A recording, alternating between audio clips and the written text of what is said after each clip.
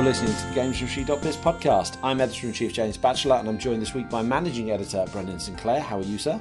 I'm doing okay, James. Good. How do we stand in the tired and coffee stakes? Getting by. It's Monday, though. It's early. It is Monday, yes. We're not doing our usual Friday recording. It's Monday, so in theory, we're all a bit more pepped up and rested from the weekend. We also have our newly promoted features editor, Marie D'Alessandri. How are you? I'm all right, thank you very much. Happy to be features editor, I have to say.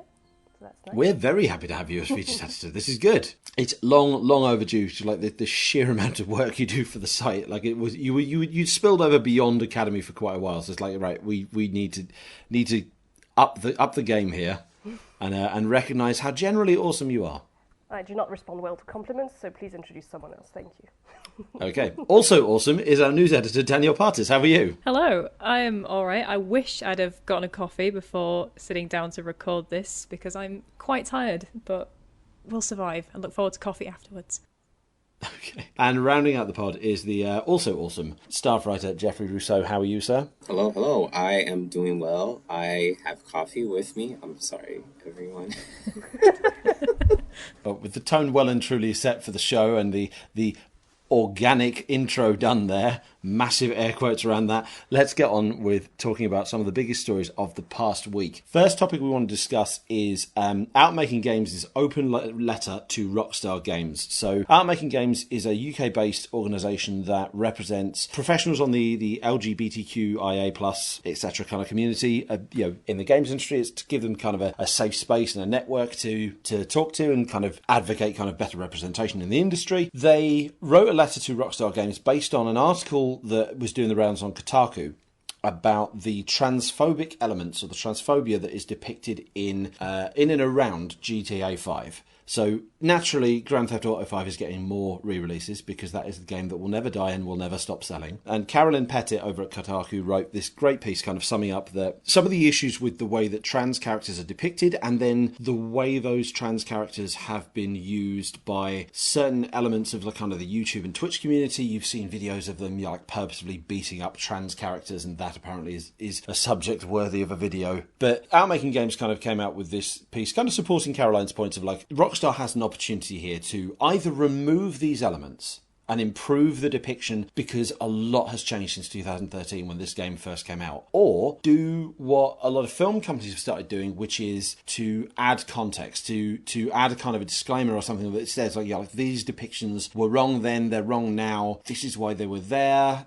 You see a lot of this on, say, Disney Plus. Disney Plus has a lot of, like, this film contains racial stereotypes that are, out of line with today's views and today's representations. Both decent options, but I thought it'd be interesting to kind of talk a bit more about the implications of, like, what the original content of the game is like, the need to change it, and Outmaking Games is kind of message out there. Brendan, you in particular had some thoughts. I'm going to pass to you. Yeah, so this is kind of tricky, I think. Because on the one hand, Grand Theft Auto, I actually have managed to not play Grand Theft Auto 5, but from the examples Carolyn gave of the transphobia in there, it clearly has some issues. And having played other Grand Theft Auto games in the past, like I'm very familiar with the tone of the games. On the one hand, I don't enjoy the transphobia in the game and a lot of the homophobia and such that I had seen in Grand Theft Auto games before that, and I don't really want it in there. But it is in the game. They made it, 10 years, less than 10 years ago now, and that is what that game is. And that game is of historical importance to the games industry, I think.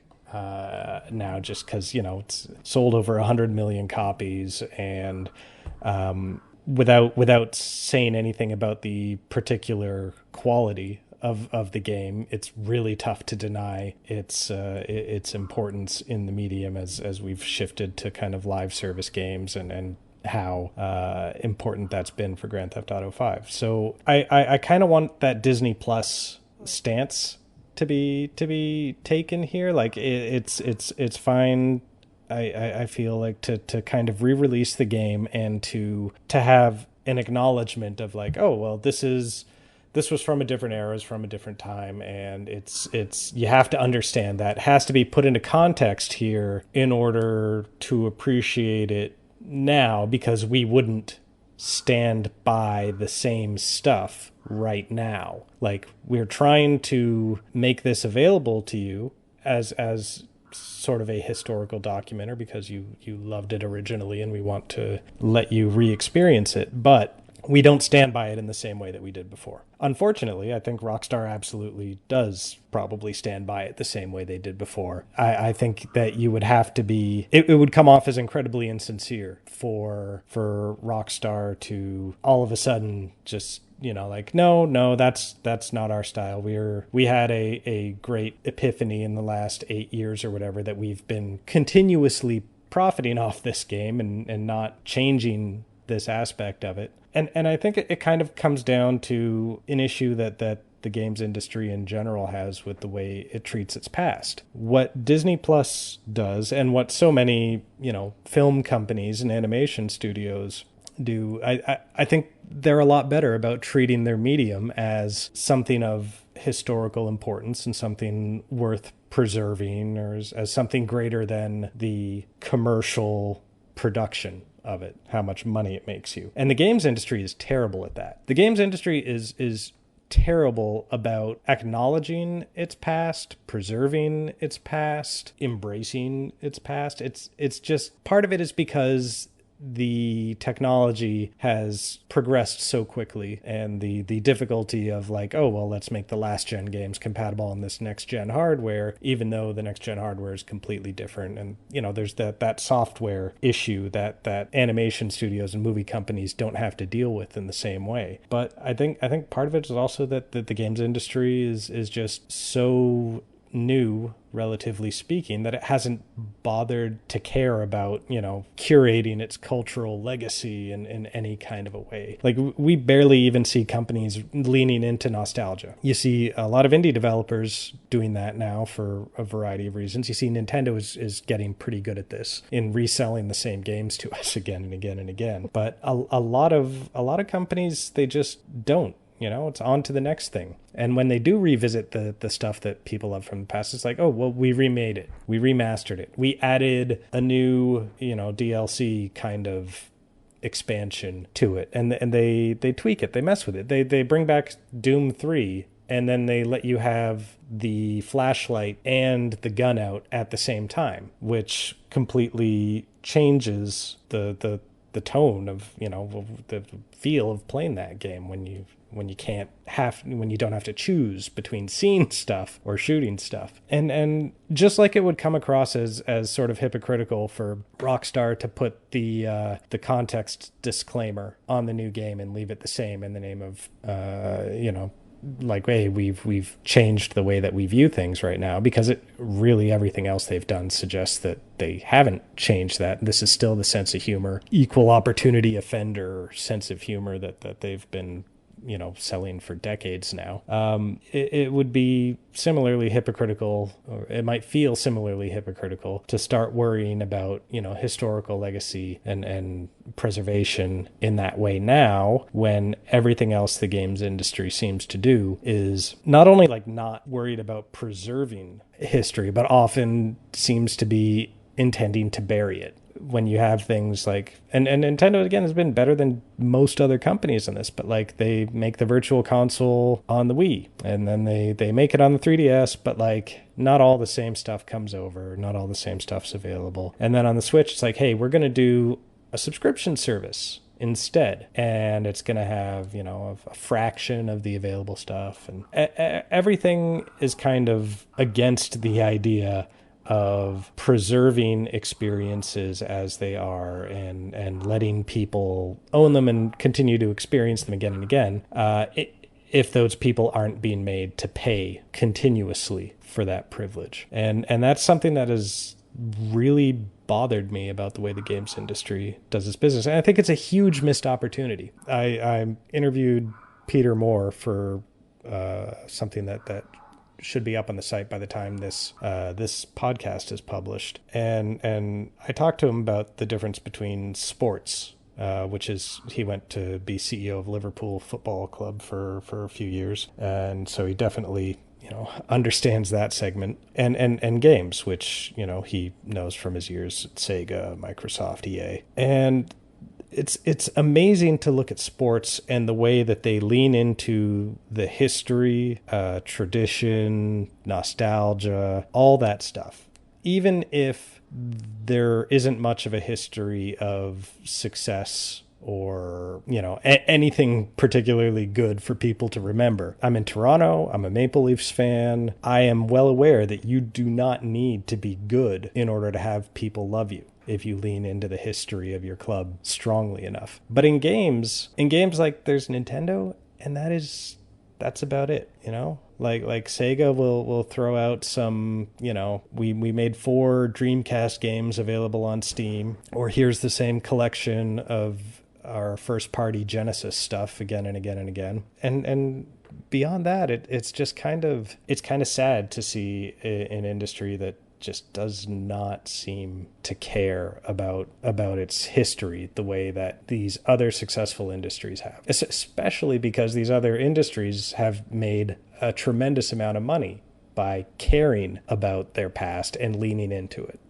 I agree. You make a lot of good points there. The one I want to come back to is the idea of this context disclaimer, because you're right. I agree. I think that would be the better way to handle it, because, as you say, like GTA 5, I think the better way to handle it with these depictions not being the game in the first place at all. But as you say, like, this game is definitely of historical importance at this point. It is the biggest selling entertainment product of all time across any medium. So making cuts or drawing the line as to where the cuts should be made is a difficult conversation to have. And I can absolutely see the argument being made for cutting these, but then what else do you cut? What else? How much else do you change? Putting a context descriptor in, context disclaimer would at least kind of offer, not make amends as such, but like kind of acknowledge the issue. But I fail to see. Whereas with like the Disney Plus ones, or I saw someone, I think the example Carolyn game was Gone with the Wind, and the disclaimer that now goes around Gone with the Wind, like Gone with the Wind and Disney stuff, like it's on Dumbo and Aristocats, and Song of the South hasn't been released in like 40 plus years. These are all really, really old pieces of entertainment, and the reason they are outdated is because the views are decades old, nearly a century old in some cases. I don't understand what Rockstar could possibly say, and like Brendan says, they were unlikely to ever say anything at all. I don't know what Rockstar could possibly say that justifies, 8 years ago this was okay, but now it's not. Yeah, it seems like you may as well just take the if you've learned anything over the last 8 years, then it seems like you should just take the transphobic elements out of the game, and some of it is the depictions of some trans NPCs, and some of it is silly gags on delivery trucks and brands in the game, but. Yeah, we won't go into the specific examples, but like I'll link in the article with this podcast, I'll link to Caroline's article and to Outmaking Games' letter. There is an issue with I'm obviously not letting Rockstar off the hook here, because that shouldn't happen. But when you build a world where you enable players to do everything, you're gonna have players do things that that no one wants them to do apart from them. It kind of harked back to me to Red Dead Redemption 2. Shortly after that came out, there were players who were making videos on YouTube of them beating up suffragettes, because there are suffragette protesters in the game, because historically this was a time when there were suffragette protesters, pushing for women's rights and so forth, and you can't remove them from the game because that is historically accurate. That is a part of the history of the period that this is in. They aren't in there specifically to be targets, but in making a world that is as interactive as Rockstar's worlds are, you enable that audience to target them, and that creates the issue. And it's kind of a twofold problem. On the one hand, like, Rockstar wants to create this wonderful, massive virtual world that lets you do anything and lets you interact with it in different ways. But the downside of that is you are enabling levels of toxicity that they may not have intended. Let's be perhaps over generous to them and suggest they didn't intend for this sort of depiction to be. Yeah, you see where I'm going with that? Yeah, but like these these are not the verbs that Rockstar gives you are not verbs that really suggest, oh my gosh, here's a big open world where you can do anything. No. The verbs that they give you are largely going to be like, yeah, go ahead and hurt people. Yeah. People here are largely there to be hurt. That's And fair. when the people exist in the world and are portrayed negatively, when they are objects of mockery, when they are, presented as annoying or obnoxious or repulsive or awful, or it's kind of priming players and inviting them to use those verbs that they have at their disposal on these, hey, they're such deserving targets. Don't you really just want to, punch or shoot or whatever these people?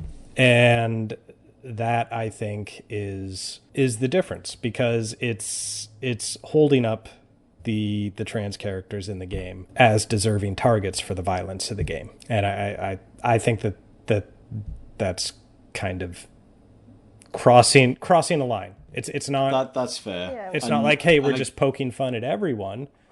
It's No, that's fair. And we're talking about a series that historically, like, the origins of the series, was GTA 2, you got bonus points if you mowed down a line of Elvis impersonators. And I think, who was it in the original Grand Theft Auto had a similar thing. Like, there would be lines of, I think they were like Buddhists or some sort of like religious group. Like, you just have a line of them, and if you mow them all down, you get like a massive point score. Like, that's the lineage of GTA 5. So yeah, you're right. I'm being a little far too generous by suggesting, oh, this is just an open world where you can interact. No, you're right. You're right. The thing is, this is a bit. That's the main argument I saw a lot of people using, which was arguing that GTA is satire and promotes violence against everyone, saying stuff like, "Oh, but that's the whole point." But it isn't, though.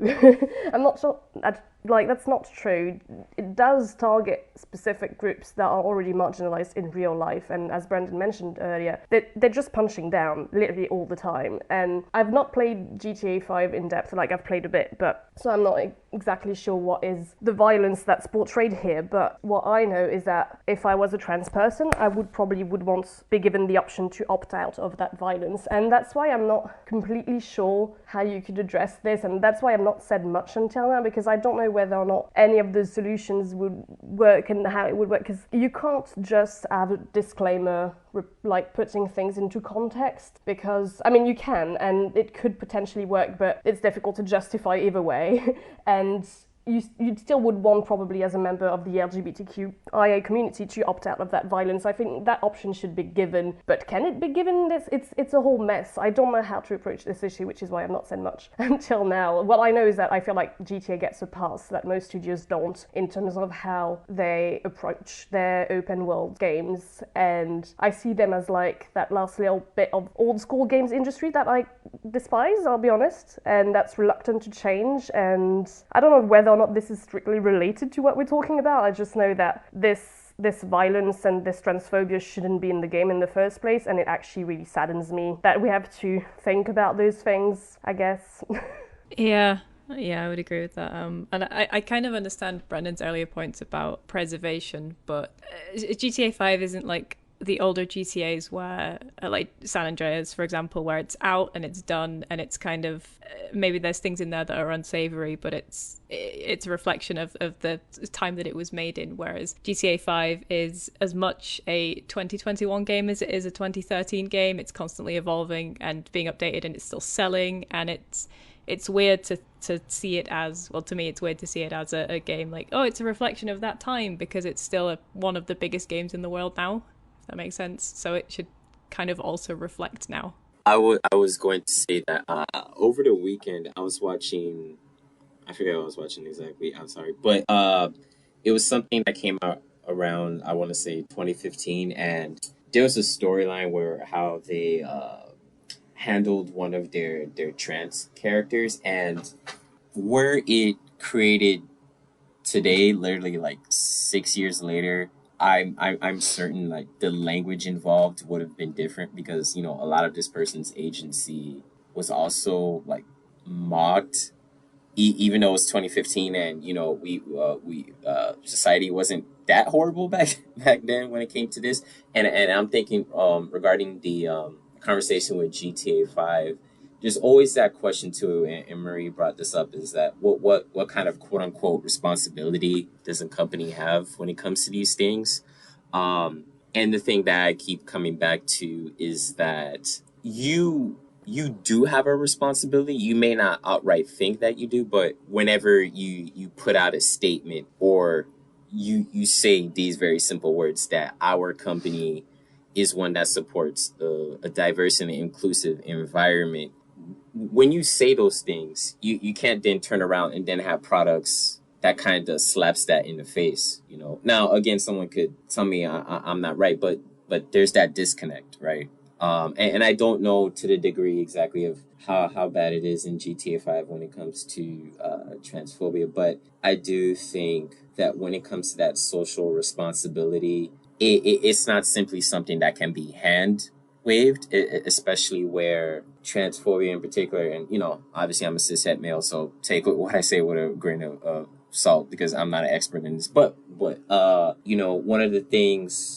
of the machinations that keeps marginalized folks down, that's actively a thing within society, is them being the butt end of jokes. Oh, it's just jokes. Oh, it's not serious. Whatever. That's a part of the larger whole that keeps them marginalized, right? Whether it be from a show, a game, what have you. It's just those things that fit into the larger puzzle, as it were. And when it comes to this, do I really think that they'll put out a statement or anything like that? I mean, no, I don't have a lot of faith in them to do that kind of thing, unless it reaches a fever pitch where it's multiple companies that call this out. But there is that element of what kind of social responsibility that you have, whether or not you try to dance around it. You do have one. Whether or not directly, you're going to create something indirectly where you do have to address that at some point. Agreed. And a point I was going to make, but kind of corrected myself midway through thinking about my own point, is like it's not too late to make this. Like Rockstar's defense to the open letter and to Carolyn's article would almost certainly be, well, game's a month away from release. Like, it's far too late to kind of change that, because even just removing a few character models would create, implications across the entire game. It's a very vast and complex game. You're just removing one asset would cause issues, and that would delay the launch or cause player upsetting bugs. Like, yeah, but this is a game that has been driven for 8 years now, coming up on a decade, by expansions and stuff for the online mode. You're not telling me this can't still be patched out within the first couple of months of launch. Like, this is something that, just because the game is nearly out and it'll be it will still contain this content, doesn't mean there isn't still the conversation as to whether or not it can be removed, adjusted, labelled, recontextualized, whatever they want to do with it. There's still time to address it, because it's, as we've established, like, games don't just come out and that's it, they are done anymore, like Marie was saying.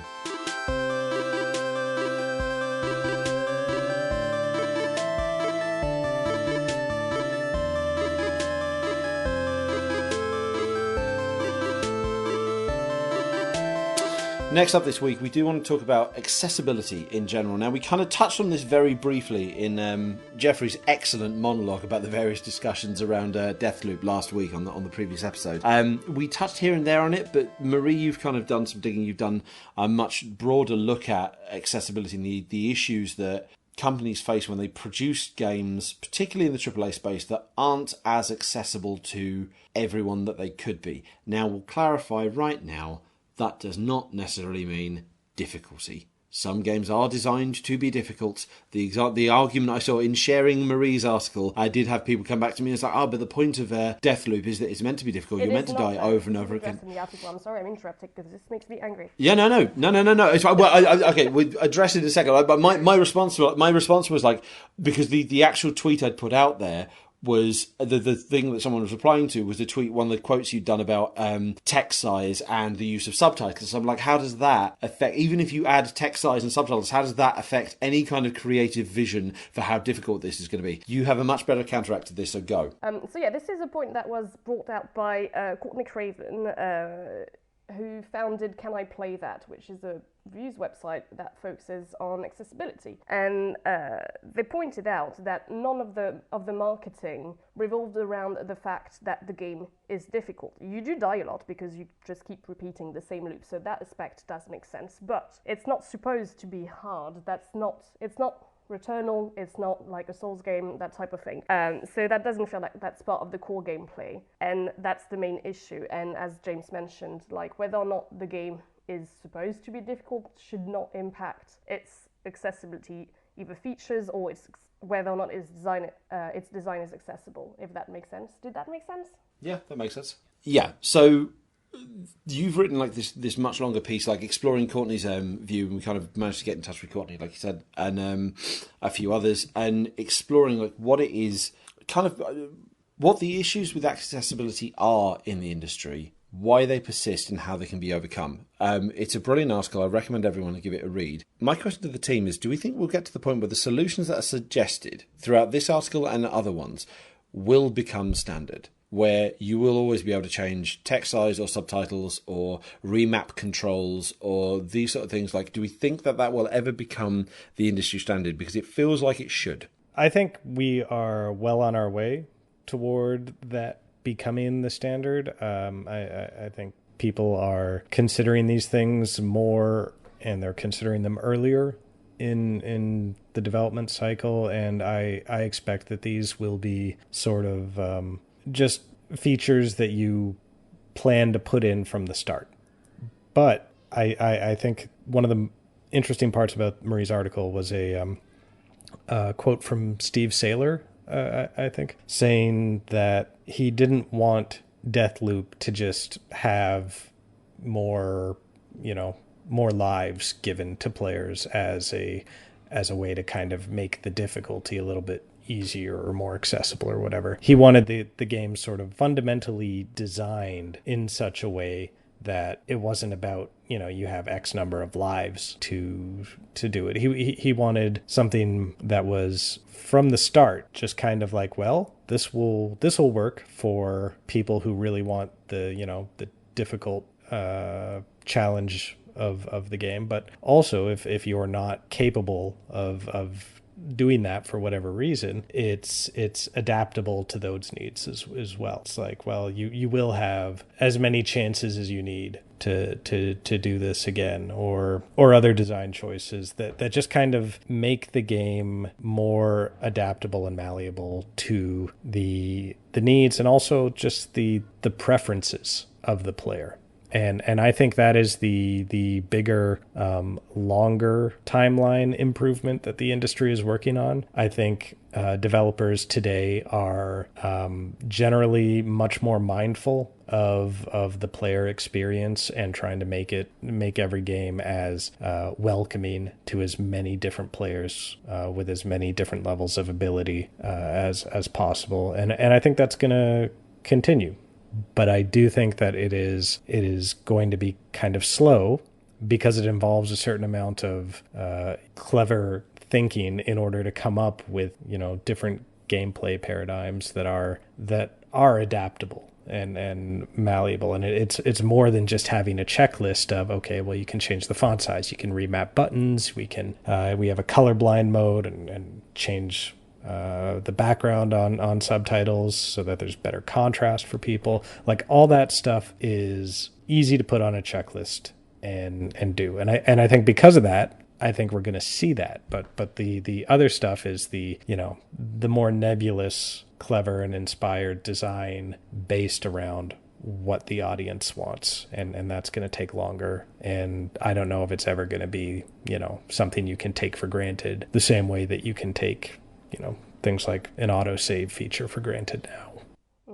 I think someone in the feature, I think it was Stacey Jenkins, who was saying that we are still at the very beginning of the games industry accessibility journey, and for now people see accessibility options settings as kind of the norm, also because some of the most accessible games out there, or at least labeled as such, like The Last of Us Part 2, are known for the amount of options they gave to players in accessibility options. But as Brendan highlighted, I think the most interesting things indeed is accessible design and how accessibility can be part of the game from the get-go without being just options you add at the end of the development journey, being like, oh, maybe we should add subtitles. And there were a few very good examples, I think, that were given by the people I talked to. I really liked one, and maybe I relate to that one because it's games I've played for hundreds of hours, but the eagle is in Assassin's Creed Odyssey is a good example of a feature that is completely part of the design of the game, but also contributes in making it more accessible. And you don't look at that thing, at the eagle, thinking, oh, this is a feature that was added for accessibility. It is just part of the game, but it is helpful and it makes the game more accessible because you can use it to search an area, you can use it to, what's the word I'm looking for? Oh, shit, sorry. You can use it to see enemies. Things like that. And I think that is definitely the something that's super interesting, and I'll be super interested to see how many games going forward are maybe going to think about accessibility in that way rather than thinking about accessibility just in terms of what options you can add to make it more accessible, and just trying to come up with creative solutions to just make your game overall more accessible. And another thing that I wanted to mention on that topic was Courtney Craven actually saying that some of these accessibility options that are added should be part of the certification process for games, and that is an idea that I support 100%. And I don't know who it is we need to call to make that happen, but I'd like to call them because I think that would make so much sense to have certain features needed to be included for the game to actually be allowed to release. Because a game, I mean, this was fixed later down the line, but a collection of game like the Spyro trial, Spyro? Yes, that's how you pronounce it. I just had a complete meltdown in my head, being like, is that how you pronounce this game? I'm going to do that again. You have games like the Spyro Reignited trilogy where there wasn't even any subtitles at launch, which I find just completely appalling. And I think this is something that should not be happening. And having some accessibility features being part of the certification process, I think could really help with that. So, yeah. Do you think they should give an exemption for, let's say, ID at Xbox if Microsoft were to impose those rules? What do you mean by that, an exception? Do you think that indie developers, even the 1 or 2 person teams putting these games together who already struggle through certification as it is, do you think that they should do you think there's room for an exemption for them from those requirements? So something I didn't actually include in the feature, but I had a long conversation with Steve Saylor about how indies approach accessibility and whether or not that is something that is more difficult for them because you don't have the budget or you don't have the time in certain cases. So I don't really have a straight answer to your question, I guess, but something that he mentioned was how actually indies have more creative freedom to explore accessibility solutions. And so most of the time, indies actually do really well in terms of accessibility because they don't have, 3 people above them in the hierarchy to tell them that they can't include X, Y, and Z, and so they can actually experiment and see what works and what doesn't. So I personally, I guess, don't worry too much about whether or not indies are accessible because I think they're most of the time ahead of the curve, but I do see what you mean, and it can be very difficult to release a game, so you wouldn't want to add another challenge to get there. So yeah, I guess there could be exceptions. I don't know what the exception would be and how you would approach it, but I don't know. Neither do I. It's encouraging though to hear that it actually isn't worse with indie games than it is with AAA. It's it's anecdotal, I guess, but it is my personal experience as well that a lot of indie games in recent years I've found have been extremely accessible. I'm thinking about Chicory in particular right now. That's the first example that comes to mind. But for a game that relies on color, they've done a lot of amazing things to make sure the game would be accessible to a large amount of people, a large number of people. I'd put Hue out there as another example. Like Hue's one of those indie games that's reliant on you distinguishing colours from one another, and they obviously added various systems to kind of help those who are colourblind kind of identify the different colours, because otherwise you're then locking out an entire part of your audience. So yeah, there is some good work in the indie space, certainly. Like the one I always like to call out is Moving Out. Their assist mode is superb at making the game much more accessible. Not just to, because accessibility is not just about making it accessible to players with disabilities, but also like, you know, it makes it more accessible to younger children or those who are just not as good at games. Like it's you're expanding by making your game easier to play for more people, and again, easier is not always difficulty, but more accessible to play for more people. You are expanding your audience, and I don't understand how that is a bad thing. The mention of indies just reminded me of Charles McGregor's Hyperdot, which is a really cool game to start with. It's just like you're piloting a little dot through a playfield and avoiding obstacles. But it is also completely playable using only eye tracking, which is one of the cooler accessibility options I've seen in a game. And again, that's coming from an indie dev, and I certainly don't think that no matter how much focus Naughty Dog puts on accessibility in their games, I don't think we're going to see eye tracking control through Uncharted or Last of Us anytime soon. That's an interesting one, actually, because a quote that stuck with me from the accessibility article that Murray did was from Courtney as well, who said, like, if you're active in the accessibility community or you're connected to it, it feels like these types of considerations are just a thing that everyone thinks about, but in the grand scheme of things, it's still a very small area, and it's only something that you'll deal with if you have a dedicated team, sort of like Naughty Dog or like Ubisoft would.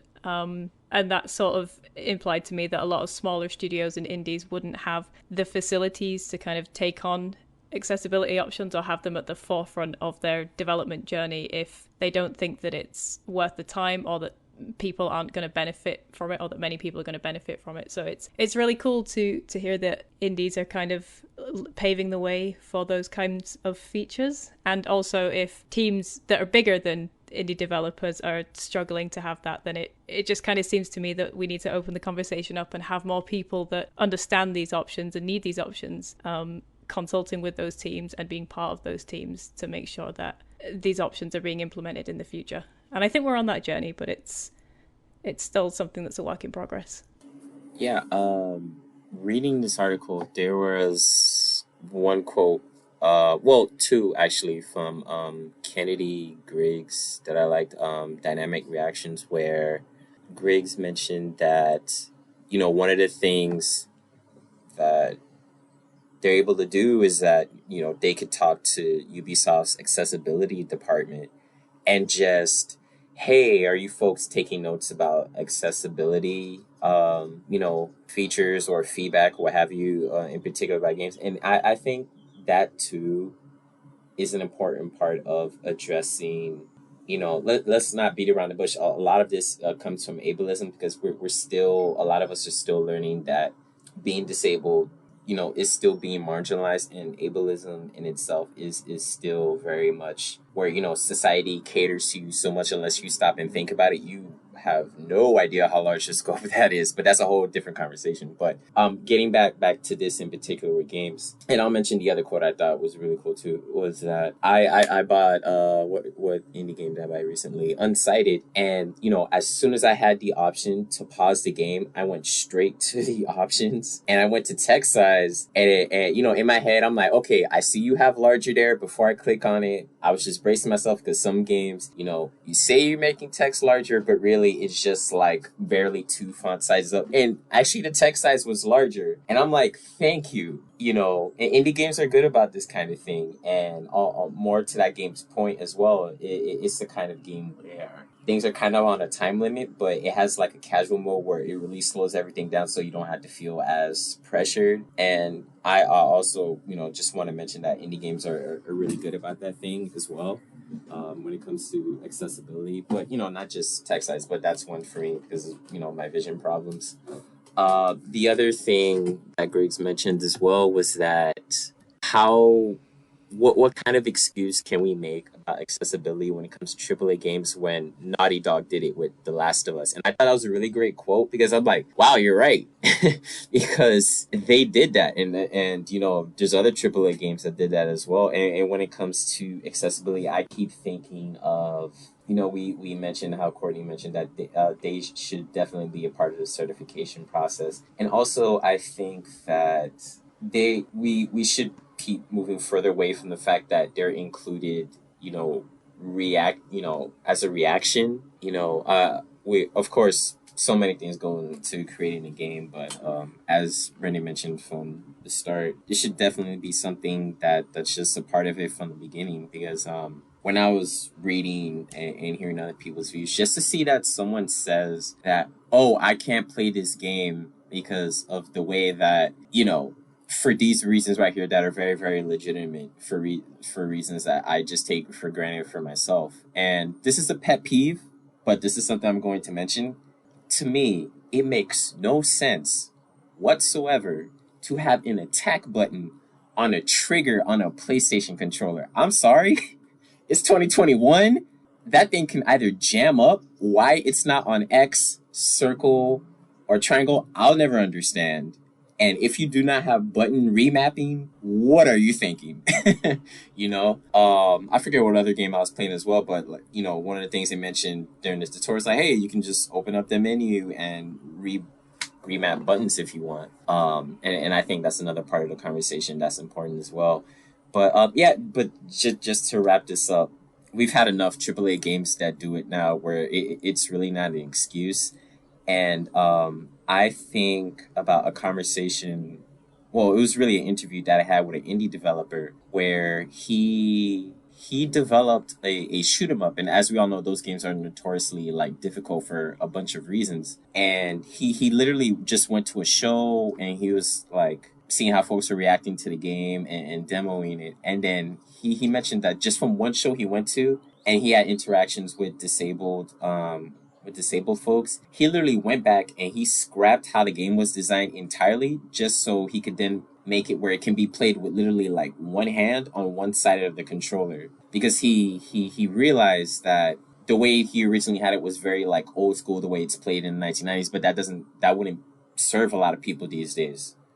And, you know, it's not so much he had epiphanies, more that he literally spoke to people face to face. And then he realized, oh, okay, this is where my game is failing. This is why this won't really be as accessible as I think it is for these reasons right here. And I don't know how long it took him I think he said from that point, it took him an additional, 7 months or what have you. And it turned out to be fairly successful, whatever the case may be. But I thought that was really poignant when I think about these conversations about accessibility, that someone literally just spoke to people and then stopped and then realized, oh, okay, so this is not going to work for most people. Let me just go back and redo this entire vision that I had. I know that most game companies might not do that, and, being indie helps more when it comes to this kind of thing. But I think that kind of perspective is important as well when it comes to these conversations regarding accessibility. So I hope we have less of these conversations, but more conversations about, like, we're rewarding how much more accessible games are. Yeah, I think that was another quote from Kennedy Griggs in there, was that if you actually talk to disabled players, it's really not rocket science to figure out how to make your game more accessible. And I think that's really something, like Jeffrey's right, it's really something that more developers should think about, and it's kind of mind-blowing to some degree that some do not think about that, because really, if you talk to people, you can actually figure it out. That's funny how that works, eh? So and as you mentioned as well, the fact that The Last of Us did it shows as well that really, if you want to do it, you can do it, and decided to not have your game be accessible is a choice. The fact that when you start Deathloop, you cannot preview the size of the subtitles, that's also a choice. And it always kind of annoys me, because these are very easy things. No, I mean, I don't know if they are easy things to do. I'll be honest here, I'm not a game developer, but they seem to be basic things, at least, that you can probably figure out. And it doesn't seem to me, again, knowing nothing about how you make games, I will assume that. Yeah, I feel like you can probably just preview subtitle sizes, and that shouldn't be something that's that difficult. And kind of crazy to me that you wouldn't put that option in 2021 when The Last of Us Part 2 has other 60 features available. So yeah, I think someone mentions in the feature that there's 3 things that are like the basics, which are subtitle size options, buttons remapping, and what's the last one? Colorblind options. And I think if you can start there, that's already a good thing, a good place to start to consider things from that angle. One more important note. This is very, very important. I cannot stress this enough. Make the text size bigger, please. That always winds me up. The text size always winds me up because, like, that, going back to Marie's point, like, of it being a choice, that is a choice. Like, the industry has decided that it wants these very kind of sleek, minimalist UIs that don't get in the way of, you know, like, these wonderful worlds and environments that they've created. That, you know, they want you to be as immersed in the graphics and the world as possible, and not paying attention to, like, text or subtitles or menus or sidebars or UI or whatever. But you go back to games of, like, 2 generations ago, 3 generations ago, out of some weird reason, I actually fired up Star Wars Bounty Hunter a couple of months ago because there is no Mandalorian game, so I thought that is the closest I'm going to get to it. And the UI is huge, and the subtitles are like half the blooming screen. And on a 50-inch TV, that looks particularly weird. But equally, you think, right, but I can see everything now. I've got all the information I need. This is what games should look like for those who want them to, because this is how they used to look like for all of us. HD was a mistake. On that note, that is all we've got time for this week. Thank you very much for listening. We're going to be back next week with another new show. In the meantime, you can find all our previous podcasts on the podcasting platform of your choice. And of course, you can get more news, insight and analysis into the world behind video games at gamesindustry.biz.